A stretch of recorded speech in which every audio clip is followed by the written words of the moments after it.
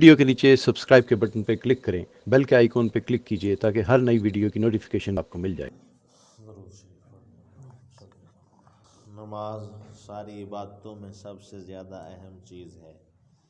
قیامت میں ایمان کے بعد سب سے پہلے نماز ہی کا سوال ہونا ہے۔ حضور صلی اللہ علیہ وسلم کا ارشاد ہے، کفر اور اسلام کے درمیان نماز میں ہی فرق ہے۔ ایک شخص نے حضرت عائشہ رضی اللہ تعالی عنہا سے دریافت کیا کہ حضور صلی اللہ علیہ وسلم کی کوئی عجیب بات جو آپ نے دیکھی ہو وہ سنا دیں۔ حضرت عائشہ رضی اللہ تعالی عنہا نے فرمایا کہ حضور صلی اللہ علیہ وسلم کی کون سی بات عجیب نہ تھی، ہر بات ہی عجیب تھی۔ ایک دن رات کو تشریف لائے اور میرے پاس لیٹ گئے، پھر فرمانے لگے، لے چھوڑ، میں تو اپنے رب کی عبادت کروں۔ یہ فرما کر نماز کے لیے کھڑے ہو گئے اور رونا شروع کیا، یہاں تک کہ آنسو سینہ مبارک تک بہنے لگے۔ پھر رکوع فرمایا، اس میں بھی اسی طرح روتے رہے۔ پھر سجدہ کیا، اس میں بھی اسی طرح روتے رہے۔ پھر سجدے سے اٹھے، اس میں بھی اسی طرح روتے رہے، یہاں تک کہ حضرت بلال رضی اللہ تعالی عنہ نے آ کر صبح کی نماز کے لیے آواز دی۔ میں نے عرض کیا، یا رسول اللہ صلی اللہ علیہ وسلم، آپ اتنا روئے حالانکہ آپ معصوم ہیں۔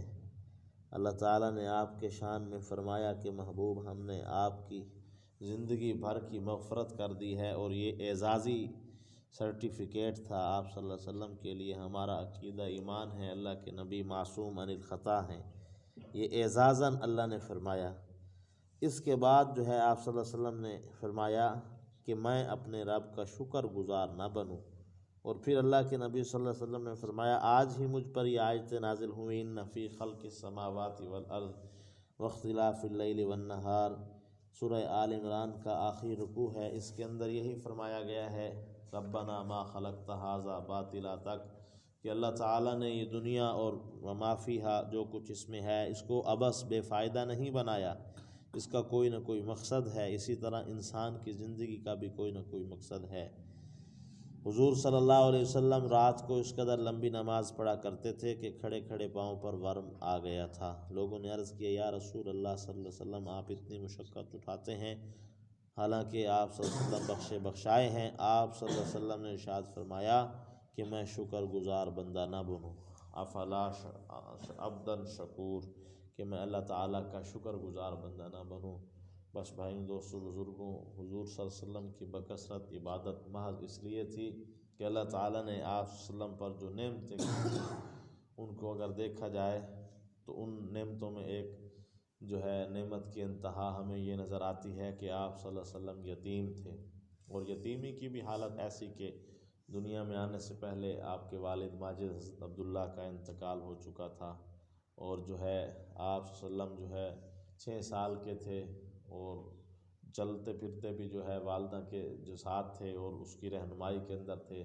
تو والدہ نے کہا کہ بیٹا، میرا دل کرتا ہے کہ میں تیرے ابا کی قبر پر جاؤں اور اپنے میکے جاؤں، تو آپ صلی اللہ علیہ وسلم کو لے کر چلی، اور مقام ابواہ ایک جگہ ہے، وہاں پر جو ہے وہ حضور صلی اللہ علیہ وسلم کے ساتھ تھیں، ان کی طبیعت بگڑ گئی اور وہاں پر جو ہے انتقال ہو گیا آپ کی والدہ ماجدہ کا۔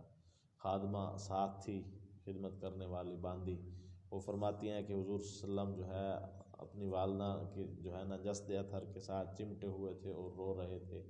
تو اس طرح یتیمی کی حالت میں اللہ تعالیٰ نے اٹھایا اور تمام یتیموں کا سہارا بنا دیا، در یتیم بنا دیا، یہ اللہ تعالیٰ کی نعمت۔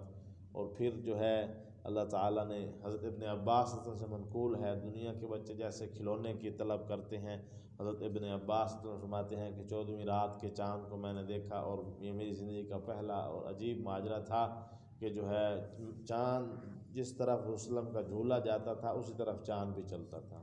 تو آپ صلی اللہ علیہ وسلم کے اشارے پر جو ہے اللہ تعالیٰ نے چاند کو کھلونا بنا رکھا تھا۔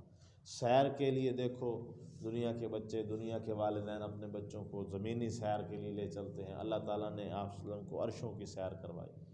تو اس پر جو ہے اللہ کے نبی صلی اللہ علیہ وسلم نے فرمایا، حل جزاء الاحسان الا الاحسان، احسان کا بدلہ احسان جو ہے آپ صلی اللہ علیہ وسلم کے اوپر اللہ تعالیٰ نے اتنی نعمتیں کی، وسلم کی زندگی اس قدر عبادت کے اندر گئی، تو ہم دیکھیں کہ ہم پر اللہ تعالیٰ کی بڑی بڑی نعمتیں کیا ہیں۔ اولاً یہ کہ اللہ تعالیٰ نے مجھ اور آپ کو وجود بخشا، جبکہ ہمارا تو نام و نشان ہی نہیں تھا، کہیں ذکر بھی نہیں تھا۔ کتنے لوگ ہیں جو اللہ تعالیٰ ہم میں سے پیدا کرے گا جن کا آگے نام و نشان، پہلے اب نام و نشان بھی نہیں ہے۔ تو پہلا احسان یہ کہ اللہ نے ہم اور آپ کو وجود بخشا، دوسرا احسان یہ کہ اللہ نے ہمیں انسان بنایا۔ اور بھی تو مخلوقات روئے زمین پر پھر رہی ہیں، کہیں گدھا نظر آتا ہے، کہیں خنزیر نظر آتا ہے، کہیں اور موذی جانور نظر آتے ہیں، حشرات الارض نظر آتے ہیں۔ تو اللہ تعالیٰ نے ہم پر احسان کیا کہ انسان بنا دیے۔ پھر انسانوں میں سے احسان، کتنے انسان ہیں جن کی زندگی سارا دن جانوروں میں گزر جاتی ہے، کتنے انسان ایسے ہیں جن کی زندگی سارا دن جنگلوں میں اور ایسے جانوروں کی طرح جو ہے گزر جاتی ہے۔ تو اللہ تعالیٰ نے انسانوں میں سے چنا، ہمیں مسلمان بنایا، اور مسلمان بھی اس نبی اسلام کی امت میں ٹھہرا کر بنایا کہ جس کی تمنا انبیاء کرتے گئے کہ اللہ ہمیں اس محبوب کا امتی بنا دے۔ تو یہ وہ اللہ تعالیٰ کی نعمتیں ہیں جن کا تقاضا یہ ہے کہ ہم جو ہے اللہ تعالیٰ کی عبادت کا حق کم از کم ادا نہیں کر پاتے تو احسان کا بدلہ احسان کی صورت میں دیتے رہیں، یعنی 5 وقت کی نماز ہے، اور نماز کے ساتھ جو ہے نفلی عبادت ہے، زیادہ نہیں تو تہجد۔ حضرت حسن بصری رحمۃ اللہ علیہ کے متعلق ہے نا، اعمال پیش ہوئے، اعمال برابر سرابر ہو گئے، گھبرا گئے، پتہ نہیں اب کیا بنتا ہے، تو اللہ نے فرمایا حسن ہم نے تیری مغفرت کر دی ہے، وہ تیری تہجد کی 2 رکعتیں ہمارے پاس اضافی ہیں، تہجد کی تیری 2 رکعتیں ہمارے پاس محفوظ ہیں، ان کی برکت سے ہم نے تجھے معاف۔ تو چھوٹے چھوٹے جو اعمال ہیں، گھر میں جا کر 2 رکعت نفل کا اہتمام، زیادہ نہیں، لمبی چوڑی ذکر اذکار، سوتے ہوئے قرآن پاک کی تلاوت، تو اس کا اللہ تعالیٰ مجھ سمیت عمل کی توفیق عطا فرمائے۔ الحمدللہ رب العالمین، والصلاۃ والسلام علی سید الانبیاء والمرسلین، سبحان اللہ وبحمدہ، سبحان اللہ العظیم، یا ارحم الراحمین، اہدنا الصراط المستقیم، اللہم ارحمنا بالقرآن العظیم، ربنا اکشف عنا العذاب انا مؤمنون، اللہم انت السلام ومنک السلام، تبارک یا ذا الجلال والاکرام، صلی اللہ علیہ وسلم۔